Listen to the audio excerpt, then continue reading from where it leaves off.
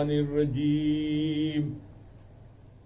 اے اللہ شیطان کے شر سے اپنی پناہ میں لے لے۔ بسم اللہ الرحمن الرحیم۔ اللہ کے نام سے شروع جو بڑا مہربان اور نہایت رحم والا ہے۔ اللہ کے فضل و کرم سے آج ہم لوگ سورہ صاد کی 5ویں رکوع جو آخری رکوع ہے، سورہ صاد کی آخری رکوع ہم لوگ شروع کریں گے۔ یہ ہم لوگ پڑھ چکے ہیں پچھلے رکوع میں کہ رسول اللہ صلی اللہ علیہ وسلم مکہ میں ہیں، کفار مکہ مشرکین مکہ سے خطاب کر رہے ہیں۔ کس چیز کے لیے خطاب کر رہے ہیں؟ تو توحید کی وکالت کر رہے ہیں وہ کہ سب چیز کا مالک جو ہے وہ اللہ ہے،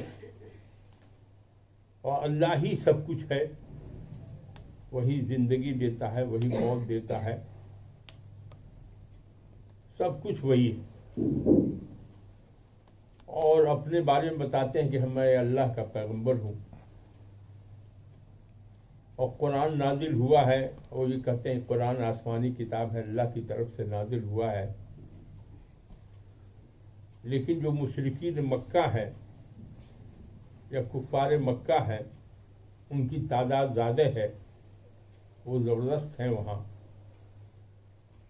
اور بتوں کی پوجا کرتے ہیں، اللہ کو چھوڑ کے شیطان کو مانتے ہیں۔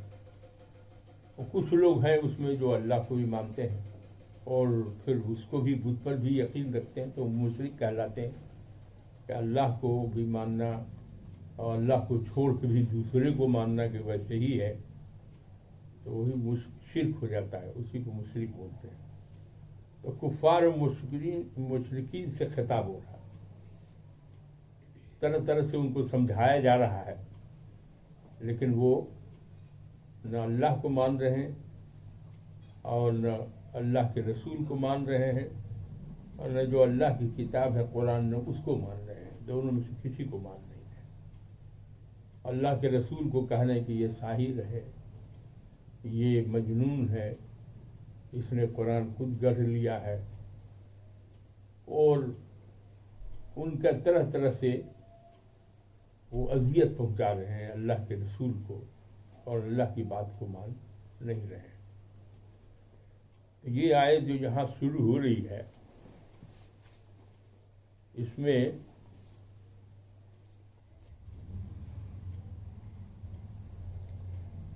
پانچویں رکوع جو شروع ہو رہا ہے، قل انما انا منذر وما من الہ الا اللہ الواحد القہار۔ اللہ تعالیٰ فرما رہا ہے اپنے رسول سے، اللہ تعالیٰ فرما رہا ہے اپنے رسول، اپنے پیغمبر سے کہ آپ کہہ دیجئے سب کو، آپ فرما دیجئے کہ میں جو تم کو بات کہہ رہا ہوں وہ تمہاری سمجھ میں نہیں آ رہی ہے۔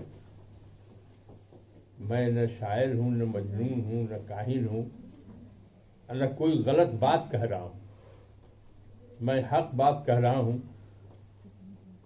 اور اللہ ہی سب کچھ ہے، اور میں اللہ کا پیغمبر ہوں۔ تو اللہ کا حکم ہوا کہ آپ فرما دیجئے کہ قل انما انا منذر، کہ میں وہ نہیں ہوں جو تم سمجھ رہے ہو، میں اللہ کا پیغمبر ہوں، اور مجھ کو حکم ہوا ہے کہ میں اعلان کر کے سب کو بتا دوں کہ میں ڈرانے والا ہوں۔ اللہ کے رسول صلی اللہ علیہ وسلم کو 2 حکم ملا تھا، نذیر و بشیر، مانے اچھا کام کر رہا ہے تو اس کو خوشخبری سنا دیجیے، اور جو غلط کام کر رہا ہے تو اللہ کے عذاب سے اس کو ڈرائیے. تو نذیر و بشیر، تو یہاں بشیر والا کام نہیں ہے، چونکہ اس کو ڈرانا ہے، وہ مان نہیں رہا ہے. تو یہ ہے کہ آپ کہہ دیجئے کہ میں اللہ کے عذاب سے تم کو ڈرانے والا ہوں، کہ تم اللہ کو مان نہیں رہے ہو، اللہ کے رسول کو بھی نہیں مان رہے ہو. اللہ کی کتاب قرآن جو ہے وہ سب سے آخری کتاب ہے اور قیامت تک رہنے والی کتاب ہے، اور ساری دنیا کے لیے نصیحت ہے. یہ جب تک دنیا قائم ہے سب کے لیے، آنے والی نسل کے لیے، سب کے لیے ہے. تو اللہ کا حکم ہو رہا ہے کہ آپ کہہ دیجئے لوگوں کو کہ میں اللہ کے عذاب سے تم کو ڈرانے والا ہوں. وما من الہ، اور نہیں کوئی معبود، دوسرا معبود نہیں ہے، الا اللہ، سوائے اللہ کے. تم لوگ جو پوج رہے ہو وہ سب بیکار ہے. صرف عبادت کرنا ہے تو اللہ کی عبادت کرو اور کسی کی عبادت مت کرو. مانگنا بھی ہو تو اللہ سے مانگو، سب کچھ کا دینے والا بھی وہی ہے. تو کہا جا رہا ہے کہ میں تو اللہ کے عذاب سے ڈرانے والا ہوں، اور کوئی دوسرا معبود نہیں ہے سوائے اللہ کے، اور وہ اکیلا ہے. اس کا کوئی خاندان، بیوی، بیٹا، فلانا ڈھینا، یہ سب سے پاک ہے. اللہ تعالیٰ وہ سب کو پیدا کرتا ہے، اس کو کسی نے نہیں پیدا کیا. وہ خود ہی جو ہے مالک کل ہے، اختیار سب کچھ اسی کے ہاتھ میں ہے، زمین میں بھی آسمان میں. کہا جا رہا ہے اور واحد القہار، وہ اکیلا ہے. اسی کو توحید کہتے ہیں، یعنی اللہ کے بارے میں اقرار کرنا کہ وہ اکیلا ہے، وہی سب کچھ کا مالک ہے، اسی کی دنیا بسائی ہوئی ہے، اسی کا پیغمبر ہے، اسی کا سب کچھ ہے. یہ توحید ہے. اور رسالت ہے کہ اللہ کے رسول صلی اللہ علیہ وسلم جو ہے ان کو رسول بنا کے بھیجا گیا ہے، اور ان سے کہا جا رہا ہے وہ پیغمبر ہیں، اللہ کا پیغام پہنچا رہے ہیں. یہ پہنچا پڑا ہے. واحد القہار، اور وہ بڑا زبردست ہے، مانے کمزور نہیں ہے. اللہ بہت زبردست ہے. اور ہے کیا؟ اللہ رب السماوات والارض وما بینہما عزیز الغفار. وہ پروردگار ہے، سب کا پالنے والا ہے، رب ہے. چاہے کوئی ہو، ہندو ہو، مسلمان ہو، کافر ہو، مشرک ہو، کوئی مسلمان ہو، چاہے جس مذہب کا ماننے والا ہو، سب کا پالنے والا وہی ہے. رب السماوات والارض، جو کچھ بھی آسمان میں ہے، جو کچھ زمین میں ہے، وما بینہما، اور جو ان دونوں کے درمیان ہے، یعنی جتنا جو کچھ ہے سب کا پالنے والا، سب کا رب، سب کا مالک، حقیقی مالک صرف اللہ ہے. کیا ہے؟ وہ بڑا غالب ہے اور بخشنے والا ہے، معاف کرنے والا ہے، وہی غفار ہے. قل هو نبأ عظیم، کہا کہ ہم یہ جو بات کر رہے ہیں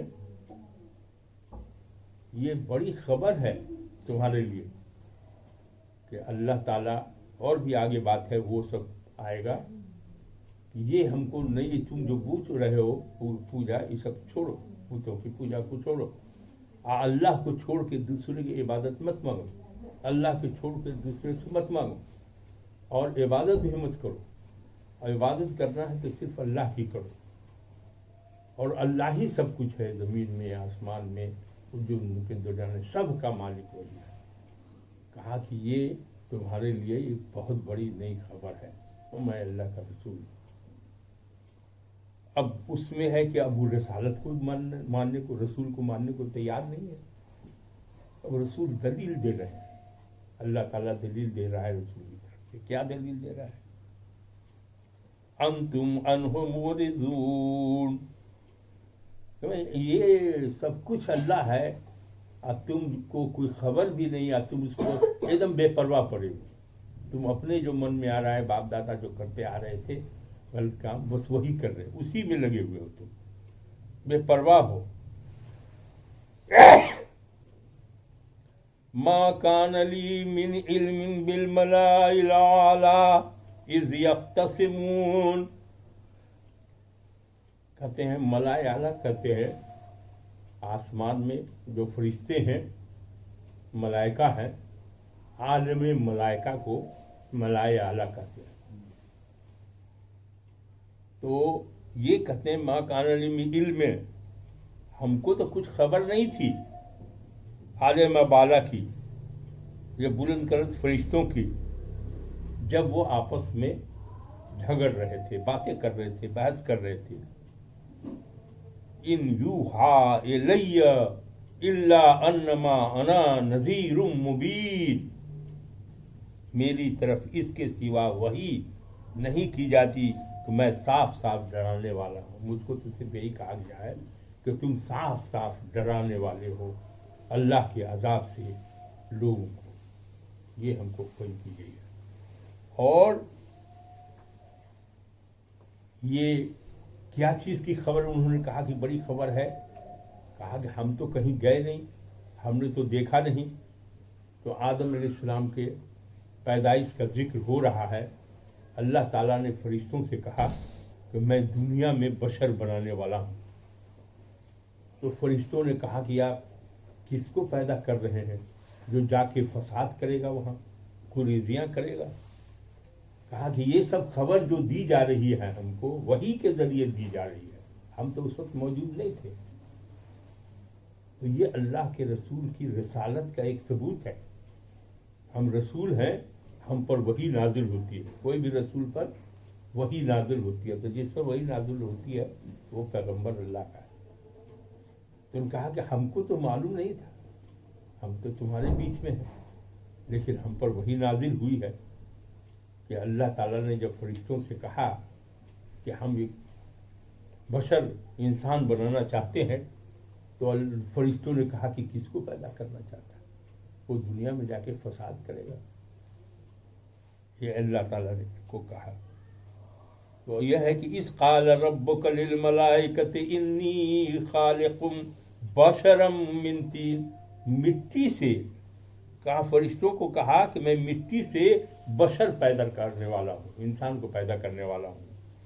فَإِذَا سَوَّيْتُهُ وَنَفَخْتُ فِيهِ مِن رُّوحِي فَقَعُوا،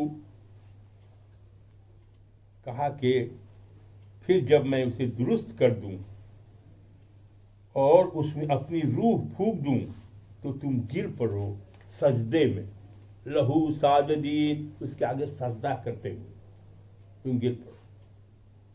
فَسَجَدَ الْمَلَائِكَةُ كُلُّهُمْ أَجْمَعُونَ، یہ سب فرشتے جو ہے اکٹھے سب نے سجدہ کیا، الا ابلیس، سوائے ابلیس کے.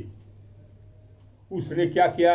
استکبر وکان من الکافرین، اس نے تکبر کیا، گھمنڈ میں چور ہو گیا، حسد کیا، اور وہ ہو گیا کافروں میں سے، انکار کرنے والا ہو گیا، منکر ہو گیا. قال یا ابلیس ما منعک ان تسجد لما خلقت بیدی، ابلیس سے کہا، ابلیس اس کو سجدہ کرنے سے تجھے کس نے منع کیا، کس نے روکا، جسے میں نے اپنے ہاتھوں سے پیدا کیا. تو یہاں مفسرین بتاتے ہیں یدے کا جو عربی میں معنی آتا ہے وہ آتا ہے اللہ کی قدرت. تو ہاتھ پاؤں یا اعضاء اس سے منزہ پاک ہے اللہ تعالیٰ، جو کچھ ہے سب اللہ کی قدرت سے پیدا ہوتا ہے. یہاں ہاتھ کا یدے کا معنی لینا چاہیے کہ اللہ کی قدرت سے سب کچھ بنا، ٹھیک ہے نا، یہ ہے یدیہ. تو انہوں نے کہا کہ ہم نے اس کو پیدا کیا اپنی قدرت سے، اور تو نے تکبر کیا، استکبرت ام کنت من العالمین، کیوں کیا تم ایسا؟ کیا تو بلند درجہ والوں میں سے ہے؟ اللہ نے ابلیس کو کہا کیا تم سب سے بڑا ہو گیا؟ تم نے جو ہے کیوں نہیں سجدہ کیا؟ تو اس نے جواب دیا ہے، بڑا اچھا جواب دیا ہے، اور اللہ سے بحث کرے گا لیکن کیا اس نے. شیطان نے کہا قال انا خیر منہ، تو ابلیس نے کہا کہ میں اس سے بہتر ہوں. کیوں بہتر ہوں؟ اس کا اس نے جواز دیا کہ تو نے مجھے آگ سے پیدا کیا. جتنے فرشتے ہیں یہ جن وغیرہ سب ایسا، یہ سب آگ سے پیدا ہے، اور جو انسان ہے بشر ہے وہ مٹی سے پیدا ہے. تو کہا کہ تو حکمت ہے، مٹی کو آپ اچھالیے اوپر تو نیچے چلائے گا، اس کی خسرت ہے. یہ ایک اکابر علماء نے بیان کیا تھا، اسی کو ہم یہاں کوٹ کر رہے ہیں. اور آگ ہے کہ آگ جلا دیجیے تو اوپر کی ہو جائے گا. تو ہمارا جھکنا جو ہے اس بشر کو، یہ تو ان سائنٹیفک بات ہے. اللہ تعالیٰ بگڑ کے کہا کہ جاؤ تم مردود ہو یہاں سے، انکار کر دیا تم نے. اس نے کہا میں اس سے بہتر ہوں، تو نے مجھے آگ سے پیدا کیا اور اسے پیدا کیا مٹی سے. اللہ تعالیٰ نے کیا فرمایا؟ بس یہاں سے نکل جا، قال فخرج، نکل، منہا فإنک رجیم، کیونکہ تو راندے درگار ہو گیا، مردود ہو گیا، اللہ کی بات کا انکار کر دیا. اب یہ ابلیس جو ہے اس نے پھر کیا کہا؟ وَإِنَّ عَلَيْكَ لَعْنَتِي إِلَىٰ يَوْمِ الدِّينِ، اور اللہ ہی نے کہا کہ بھائی تجھ پر میری لعنت رہے گی جب تک قیامت ہے، قیامت تک کے لیے تو لعنتی ہو گیا، پٹکار ہوا ہو گیا، اللہ مردود ہو گیا، رجیم ہو گیا. قال رب فانظرنی الی یوم یبعثون، تو اس نے گر گرا کے کہا شیطان نے اللہ سے کہ اللہ ہم تو ہو ہی گئے، بھٹک گئے راستے سے، لیکن ہم کو آپ اس دن تک مہلت دے دیجیے، عمر میری بڑھا دیجیے، جب تک کہ قیامت نہ ہو یا لوگ اٹھائے جائے، تب تک قیامت تک کے لیے ہم کو فری کر دیجیے، ہم جیسے بھٹک گئے ہیں. قال فإنک من المنذرین، اللہ نے فرمایا جا، تم کو اجازت دے دیا، وقت معین تھا، روز قیامت تک مہلت دیے جانے والوں میں سے ہے تو، الی یوم الوقت المعلوم، جب تک کہ قیامت نہیں ہوگی تب تک کہ تم فری ہے. تو اس نے کیا کہا کہ قال فبعزتک لأغوینہم اجمعین، اس نے کہا مجھے تیری عزت کی قسم میں سب کو ضرور گمراہ کر دوں گا سوائے اس کے الا عبادک منہم المخلصین، جو لوگ اللہ کی عبادت میں لگے رہے، تقوی والے ہیں، جو آپ کے مخلص بندے ہیں، وہ نہیں بھٹکیں گے. باقی جتنا لوگ ہیں سب کو میں بھٹکا دوں گا، جیسے میں بھٹک گیا، آپ گمراہ ہو گیا. تو اللہ نے کیا کہا؟ قال فالحق والحق اقول، اللہ نے کہا یہ سچ ہے اور میں بھی سچ ہی کہتا ہوں. لَأَمْلَأَنَّ جَهَنَّمَ مِنْكَ وَمِمَّنْ تَبِعَكَ مِنْهُمْ أَجْمَعِينَ، کہا میں سب کو جہنم میں بھر دوں گا. تم بھٹکاؤ، راستے سے بھٹکاؤ، اللہ کی عبادت کو چھوڑ کے شیطان کی عبادت کرنے لگے، لوگ کرنے دو. تو میں تم کو سچ بات بتا دیتا ہوں کہ میں چھوڑوں گا نہیں، میں سب کو جہنم میں بھر دوں گا. اور کس کو بھروں گا؟ تجھے بھی بھروں گا، اور ان سب کو جو تیرے پیچھے چلیں گے، جو شیطان کے کہنے کے مطابق چلے گا، بھاگ جائے گا، اس سب کو جہنم میں اللہ تعالیٰ کہتا کہ ہم بھر دیں گے اس کو. قل ما اسألكم علیہ من اجر وما انا من المتکلفین، وہاں تک بات ختم ہو گئی. آگے ہے کہ اللہ تعالیٰ فرما رہا ہے کہ آپ جو ہے کہہ دیجئے لوگوں کو کہ یہ جو قرآن اترا ہے ان پر اور قرآن کی تبلیغ وہ کر رہے ہیں، تو کہا کہ آپ ان لوگوں کو فرما دیجئے، فرما دے میں تم سے اس تبلیغ قرآن پر کوئی اجر نہیں مانگتا. رسول اللہ صلی اللہ علیہ وسلم فری سب کو کر رہے ہیں. یہ نہیں کہ مولانا تقریر کریں تو پیسہ لے لیں, نہیں, وہاں منع ہے. یہ سب کا جو ہے قرآن کا, خاص کے قرآن کی تبلیغ کا, اس کا کوئی آدمی اجرت نہیں لے سکتا, لینا نہیں ہے. تو کہا کہ آپ سب لوگوں کو کہہ دیجیے کہ یہ جو ہم تبلیغ قرآن کر رہے ہیں اس کا کوئی اجر ہم نہیں مانگتے ہیں, اجرت نہیں مانگتے ہیں تم لوگ, اور میں نہیں ہوں بناوٹ کرنے والا, اور کوئی تصنع بھی ہم نہیں کر رہے ہیں. تصنع کرنا غلط ہے, یا کوئی ہم ایسا یہ بھیس یا کہانی نہیں بنا رہے ہیں. جو کچھ ہے سب سچ ہے. ان هو الا ذکر للعالمین. اور یہ جو قرآن ہے یہ تمام جہانوں کے لیے نصیحت ہے. جب تک قیامت نہیں ہوگی اور جتنے لوگ بھی پیدا ہوں گے سب کے لیے یہ نصیحت کی کتاب. وَلَتَعْلَمُنَّ نَبَأَهُ بَعْدَ حِينٍ. اور اس کا حال تم ایک وقت کے بعد جلدی ہی جان لو گے, ضرور جان لو گے. تو یہاں اللہ کے رسول کو ایک طرح سے تسلی دی جا رہی ہے, اور رسالت کا یہ ثبوت ہے کہ جو بات وہ یہاں ہے اب وحی کے ذریعے جو نازل ہوا تو وہی تو پیغمبرے پر آئے گا, تو ان کے رسول بننے کی وہ شہادت ہے. اور سب غیب کی جو خبر ہے یا جو گزر چکا ہے اس کو سب کو سنا رہے ہیں, قرآن پڑھ کے سنا رہے ہیں. تو یہ اللہ تعالیٰ وہ توحید کی بھی ہے, رسالت کی بھی ہے, قیامت کی بھی بات ہے. یہ ساری یہ ختم ہو گیا سورہ صاد. تو سورہ صاد کا پورا مقصد کیا ہے؟ تو اللہ کے رسول صلی اللہ علیہ وسلم کی جو رسالت ہے اس کا اثبات ہے, ثبوت ہے سب کو. اور توحید کہ اللہ ہی سب کچھ ہے, وہی مارتا ہے, وہی جلاتا ہے, وہی زندگی دیتا ہے, یہ وہی سب کچھ دیتا ہے. روزی سب کا خالق بھی وہی ہے, مالک بھی ہے, رازق بھی وہی ہے. اور قیامت کے دن جو ہے جنت بھی وہی دے گا, اللہ ہی دے گا. اور جو کچھ ہے وہ حساب کتاب ہوگا. یہ نہیں ہے کہ آپ جو کچھ کر رہے ہیں سو کر رہے ہیں, ہر چیز کا آپ کو جواب دے ہی دینا ہے. آپ کو جو کچھ کرنا ہے قرآن سنت کے مطابق کرنا ہے, اللہ کے مرضی کے مطابق زندگی گزارنا ہے. اپنی مرضی نہیں ہے مسلمان کے لیے, مرضی مولا ہے. اللہ کے رسول نے جو بتایا اس کے راستے پر چلنا ہے, اور شیطان کے بہکاوے میں نہیں جانا ہے. اور گھبرانا, کوئی بھی مصیبت تو آتی ہے, سب کو آئے گی.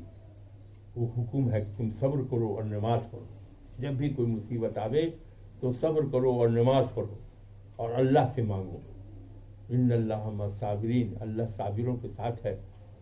تمہارا سب کچھ جو ہے وہ پورا ہو جائے. کچھ پوچھنا پوچھو. اللہم صلی علی سیدنا مولانا محمد وعلی آل محمد کما صلیت علی ابراہیم وعلی آل ابراہیم انک حمید مجید. اللہم بارک علی محمد وعلی آل محمد کما بارکت علی ابراہیم وعلی آل ابراہیم انک حمید مجید. اللہم بارک علی محمد وعلی آل محمد کما بارکت علی ابراہیم وعلی آل ابراہیم انک حمید مجید. اے اللہ, ہم لوگوں نے یہاں جو قرآن کی تلاوت کی, اس کا ترجمہ و تفسیر پڑھا, اس میں کوئی خامی رہ گئی ہو, یا اللہ تو ہی جانتا ہے سب کچھ, تو اپنے فضل و کرم سے اسے معاف کر دے. اور جتنے سامعین یہاں بیٹھے ہیں, جن لوگوں نے شرکت کی ہے, اے اللہ ان سب لوگوں کے گناہوں کو بخش دے. اور ان کے خاندان میں جتنے بھی لوگ انتقال فرما گئے ہیں, یا اللہ جو بھی خصوصاً جو آج قرآن پڑھ کے دعا کی گئی حفیظ صاحب کے لیے, حفیظ الرحمان صاحب کے لیے, اسی طرح سے جس کے خاندان میں جو بھی گزر گئے ہیں, اے اللہ اپنے فضل و کرم سے, اپنی رحمت سے, اپنے یا اللہ تو ہی سب کچھ عذاب قبر سے بچا, مصیبتوں سے بچا, ان کے درجات کو بلند کر. اے اللہ جو لوگ حیات سے ہیں ان کو دین پر توفیق دے, کہ قرآن سنت پر عمل کرنے کی توفیق دے. بغیر تیری توفیق کے کچھ بھی نہیں ہو سکتا. اے اللہ انسان تو کمزور پیدا ہوا ہے, اے اللہ ہر طرف سے شیطان کا نرغہ رہتا ہے، اے اللہ شیطان کی شر سے بچا لے اور صحیح کام کرنے کی توفیق عطا کر، اے اللہ حلال روزی عطا کر، حرام روزی سے بچا لے، اے اللہ حرام خوری سے بچا لے، اے اللہ جھوٹ بولنے سے بچا لے، غیبت سے بچا لے، چغلی سے بچا لے، یا اللہ برا کام کرنے سے بچا لے، یا اللہ صحیح راستہ صراط مستقیم پر چلا، اے اللہ اپنے فضل سے مصیبتوں سے بچا لے، ہر طرح کے آفت و بلایات سے بچا لے، اے اللہ تو رحیم ہے، تو کریم ہے، سب کو صحت کلی عطا کر دے، جو لوگ بھی بیمار ہیں، اے اللہ جو لوگ علم حاصل کر رہے ہیں، جن لوگوں نے اب تک قرآن نہیں پڑھا، اللہ قرآن پڑھنے کی توفیق عطا فرما، اے اللہ قرآن کو سمجھنے کی توفیق عطا، اے اللہ قرآن پر عمل کرنے کی توفیق، قرآن کو پڑھنا چاہیے، اس کو سمجھنا چاہیے، اس پر عمل کرنا چاہیے اور اللہ سے توفیق مانگنا چاہیے، کیونکہ انسان تو کمزور واقع ہوا ہے۔